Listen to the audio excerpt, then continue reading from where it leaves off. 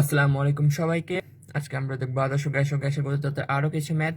এবং আমি বলতে পারবো যে এই আজকের ক্লাসটা করার পরে বয়েলের সূত্র রিলেটেড কোনো ম্যাথে আপনারা কখনো আর আটকাবেন না, কারণ বয়েলের সূত্র থেকে যে দুই টাইপসের ম্যাথ আসে সেগুলো সব কমপ্লিট হয়ে যাবে আজকে। গত ক্লাসে আমরা বয়েলের সূত্রের একটা টাইপের ম্যাথ দেখছিলাম যে কিভাবে পুকুরের গভীরতা নির্ণয় করতে হয়। তার আগে দেখছিলাম আমরা হচ্ছে বয়েলের সূত্র কিভাবে প্রতিপাদন করতে হয়, মানে অল্প স্বল্প। অ্যান্ড দেন হচ্ছে বয়েলের সূত্রের গ্রাফ কিভাবে আসে, এমসিকিউ কিভাবে আসে। তো আজকের ভিডিওগুলো থাকবে বয়েলের সূত্র থেকে সিকিউ কিভাবে আসে। গত ক্লাসে একটা সিকিউ করাইছি, হ্যাঁ ঠিক আছে, ওইটা তলদেশ থেকে নির্ণয়, ওটা নর্মাল ম্যাথের মতো, কিন্তু অ্যাকচুয়াল সিকিউ মানে ক্রিয়েটিভ কোশ্চেন কীরকম হয় সেটা না, সেটার অ্যাকচুয়াল ফিলিংসটা আজকে পাবেন। তো আর বেশি বকবক না করে আমরা প্রশ্ন লেখা শুরু করি। ওকে, প্রশ্ন লেখা শুরু করি। স্থির তাপমাত্রায় 4 লিটার বায়ুপূর্ণ একটি বেলুনকে, ওকে, স্থির তাপমাত্রায় 4 লিটার বায়ুপূর্ণ একটি বেলুনকে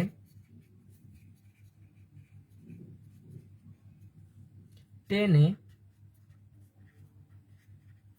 হৃদের তলদেশে নিয়ে গেলে সেটি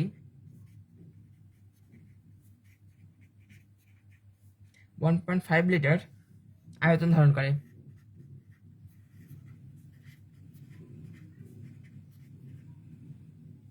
বেলুনের সর্বোচ্চ ধারণ ক্ষমতা 8 লিটার।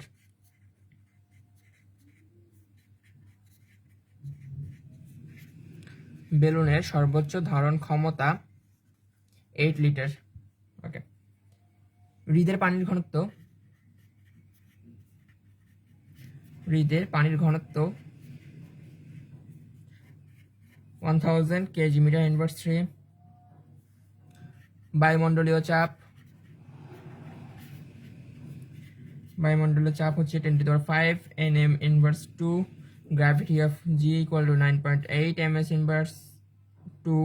ওকে, এই মানগুলো দেওয়া আছে উদ্দীপক হিসেবে, এবং আপনাকে গতে এবং ঘতে দুইটা প্রশ্ন করা হয়েছে। প্রশ্ন দুটো লিখে ফেলি। গ, হৃদের তলদেশে চাপ নির্ণয় করো। হৃদের তলদেশে চাপ নির্ণয় করো। আপনাকে এটা জিজ্ঞাসা করছে। আচ্ছা, ঘ নাম্বারটা আমি এখন না লিখি, ঘ নাম্বারটা পরে লিখবো আপাতত, যেহেতু এই উদ্দীপক এখানে ঠিক আছে। ওকে, পারফেক্টলি থাকুক, অসুবিধা নাই। তো দেখেন, আমাকে বললো কি যে কিছু একটা বলছে, অনেক কিছু হাঙ্কি পাঙ্কি, আর হৃদের তলদেশে চাপ নির্ণয় করতে বলছে। এখন আমার কাজটা কি হবে সেটা আমরা সলভ করব। ওকে, তো আমরা সবাই জানি যে আমাকে দেখতে হবে যে কি, আমরা আগের ম্যাথটা যদি, মানে আগের ক্লাসটা যদি পারফেক্টলি করে থাকি, তাহলে এই ম্যাথটা কোনো ম্যাথই না আমাদের কাছে। কেন? কারণ আগের ম্যাথটা দেখে এসেছেন, তাহলে বুঝবেন কেন। স্থির তাপমাত্রা মানেই আমাকে বুঝতে হবে টি কনস্ট্যান্ট। টি কনস্ট্যান্ট মানে হচ্ছে আমার বয়েলের সূত্র অ্যাপ্লাই করতে পারবো। বয়েলের সূত্র অ্যাপ্লাই করবো মানে কোনটা অ্যাপ্লাই করবো? P1V1 সমান P2V2। আমাকে বের করতে বলছে হৃদের তলদেশে চাপ কত, অর্থাৎ P2 এর মানটা কত। ওকে, আমি বলতাম ভাইয়া গত ম্যাথে করেছেন P1 এর মান কত, তো ভাই ওটা তো অসুবিধা নেই, আপনার ইচ্ছা, আপনি কোনটারে আগে ধরবেন কোনটারে পরে ধরবেন, আপনার ইচ্ছে সম্পূর্ণ ভাইয়া, কিচ্ছু করার নেই, এটা কেউ কিছু বলবে না। আচ্ছা,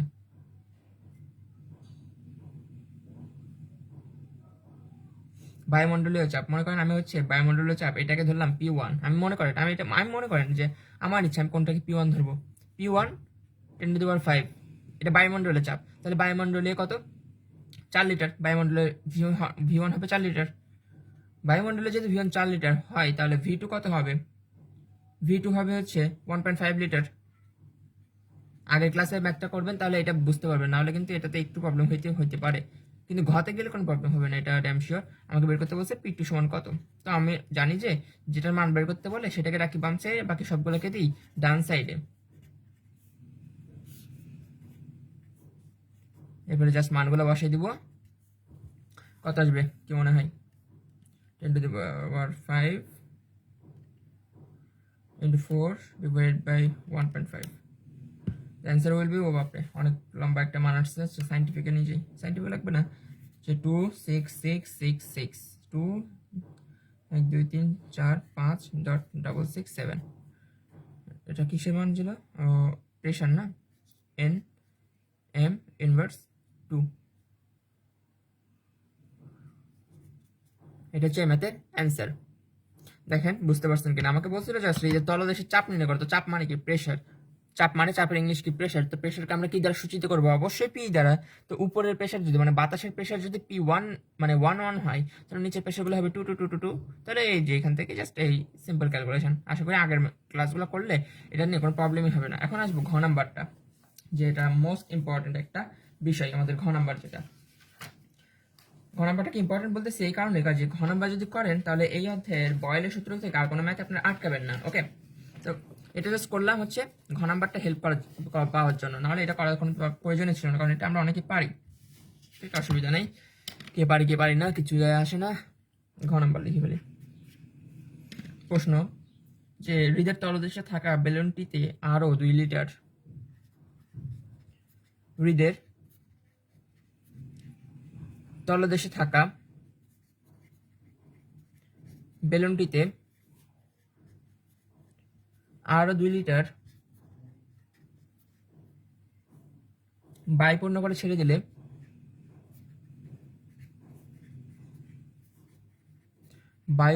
ছেড়ে দিলে বেলুনটি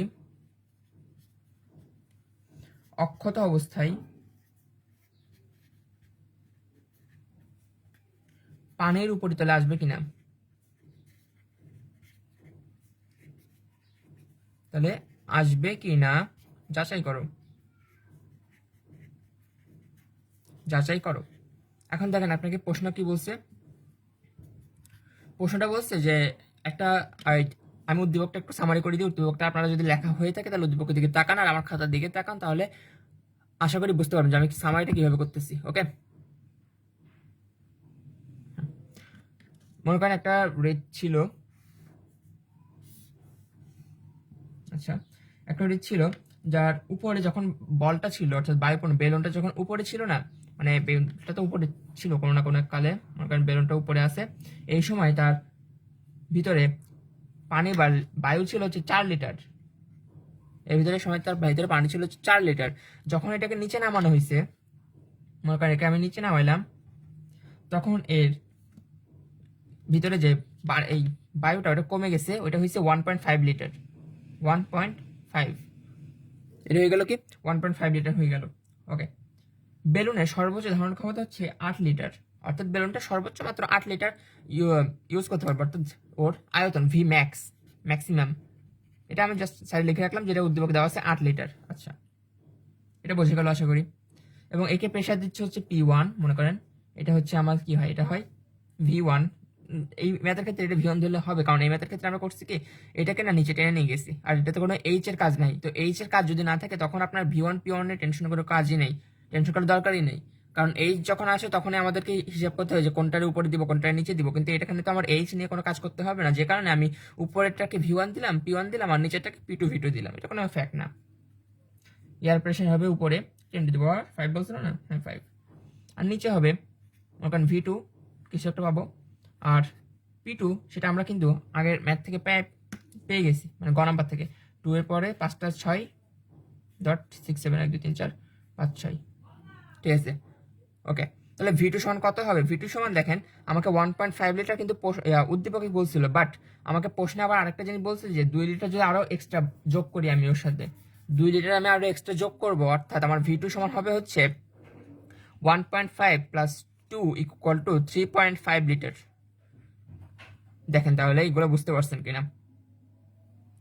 দেখেন এতটুকু পর্যন্ত আপনারা বুঝতে পারছেন কিনা দেখেন। যদি বুঝতে অসুবিধা হয় তাহলে ভিডিওটা এখানে পজ করে আগে থেকে আরেকবার রিভাইজ দেন, তাহলে আশা করি ক্লিয়ার হয়ে যাবে।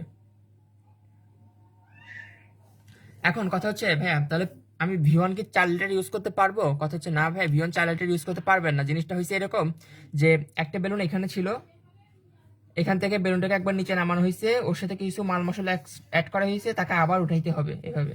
তাহলে এখানে দেখেন, তাহলে এখানে দুইটা পার্ট অ্যারেঞ্জ করছে না, একবার এই পার্ট একবার এই পার্ট। এই পার্ট নিয়ে এটা মনে করেন ফার্স্ট পার্ট, এই ফার্স্ট পার্ট নিয়ে আপনি গ নাম্বারে ম্যাথ শেষ করে আসছেন, আপনাকে ঘ নাম্বারে ম্যাথ করতে হবে হচ্ছে সেকেন্ড পার্ট নিয়ে। বোঝা গেল? তার মানে আপনি এই V1 ইউজ করতে পারবেন না। V1 V2 হচ্ছে ঠিক আছে, V2 ঠিক আছে, ভদ্র যোগ করা লাগছে একটু, ওকে। বাট V1 যখন ব্যাক করবেন, V1 আপনাকে নতুন করে হিসাব করতে হবে যে V1 এর মানটা কত আসে। V1 এর মান যদি 8 লিটারের থেকে বেশি আসে তাহলে সেটা আর সম্ভব না, বেলুন ফেটে যাবে। 8 লিটার থেকে কম আসলে বেলুন অক্ষত থাকবে। আচ্ছা, তো সূত্র সব এক, ওইটা নিয়ে কোনো প্যারা নেই যে P1 V1 সমান P2 V2। তাহলে মনে P1 এর মান হচ্ছে 10⁵ ইন্টু V1 এর মানটাই বের করব। P2 এর মান হচ্ছে 2 1 2 3 4 5.67 ইন্টু V2 এর মান হচ্ছে 3.5। আমি এত লম্বা ক্যালকুলেশন হাতে করলাম না, ডিরেক্ট ক্যালকুলেটারে বসাই দিই, এত ভালো আছে। 10⁵ into x equal to answer into 3.5, 9.33333333 litre, 9.33 litre. দেখেন, তার মানে বেলুনটা যখন সেকেন্ড টাইম এখান থেকে উপরে উঠবে না, তখন তার আয়তন হয়ে যাবে 9 পয়েন্ট সামথিং লিটার। এখন 9 পয়েন্ট সামথিং লিটার হইলে তো আর সম্ভব না, কারণ আয়তন সর্বোচ্চ হইতে পারতো 8 লিটার, কিন্তু হয়ে গেছে 9 লিটার। তো এটা কখনো সম্ভবই না যে 8 লিটারের জায়গায় আপনি একটা বোতলে পানি ধরে 8 লিটার, কিন্তু আপনি পানি রাখবেন 9 লিটার। তো 1 লিটারের জন্য হইলেও বোতলটা ফেটে যাবে যদি আপনি প্রেশার দেন, তাই না? তাহলে এটাকে আপনাকে এভাবে লিখতে হবে যে যেহেতু V1 is greater than Vmax,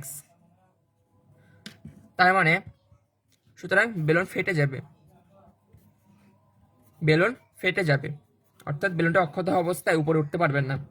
দেখেন, আমাদের ঘ নাম্বারটাও কিন্তু শেষ, এবং এই ম্যাথটা যদি বুঝতে পারেন, আমি যদিও মেবি একটু তাড়াতাড়ি বলছি, বাট আমি আপনাদেরকে সাজেস্ট করবো যে ম্যাথটা পজ করেন, পুরোটা একবার দেখেন, আবার লেখেন, আবার পজ করেন, আবার দেখেন, আবার লেখেন। এভাবে করতে করতে না এটা হয়ে যাবে, এটা ইনশাল্লাহ পারবেন। তো আজকে এই পর্যন্ত সবাইকে, এবং বয়েলের সূত্র থেকে আশা করি আর কোনো সিকিউ আপনারা আটকাবেন না ইনশাল্লাহ, কারণ বয়েলের সূত্র থেকে এই 2-3 টাইপসের ভিতরেই আসে। মানে হয় রিজের গভীরতা নির্ণয় করো, নাহলে একটা চাপ দেওয়া থাকবে অন্য একটা বের করো, না হলে বেলুনটা নিচ থেকে উপরে পারফেক্টলি উঠতে পারবে কিনা সেটা দেখাও। এবং এটার প্র্যাকটিক্যাল লাইফের ইউজেসটা কোন জায়গায়? এটার প্র্যাকটিক্যাল লাইফের ইউজেসটা হচ্ছে টাইটানিক জাহাজের ওইখানে, কারণ এই বয়েলের সূত্রের জন্য টাইটানিক জাহাজ কখনো উঠানো সম্ভব না। মানে টাইটানিক জাহাজ তো ওঠানো সম্ভব না পানির নিচ থেকে, কিন্তু এটা কেন সম্ভব না সেটা বয়েলের সূত্র নিজে আমাদেরকে ব্যাখ্যা করে দিয়ে গেছেন যে আয়তন, মানে বেলুনের আয়তন নিচ থেকে উপরে উঠে গেলে সেটা বেড়ে যাবে, বাড়তে বাড়তে সেটা ফেটে যাবে, যখন ফেটে যাবে তখন টাইটানিক জাহাজ আবার নিচে পড়ে যাবে, তো কোনো আলটিমেটলি কোনো লাভ নাই। আচ্ছা, তো আজকে এতটুকু পর্যন্ত। আল্লাহ হাফেজ সবাইকে।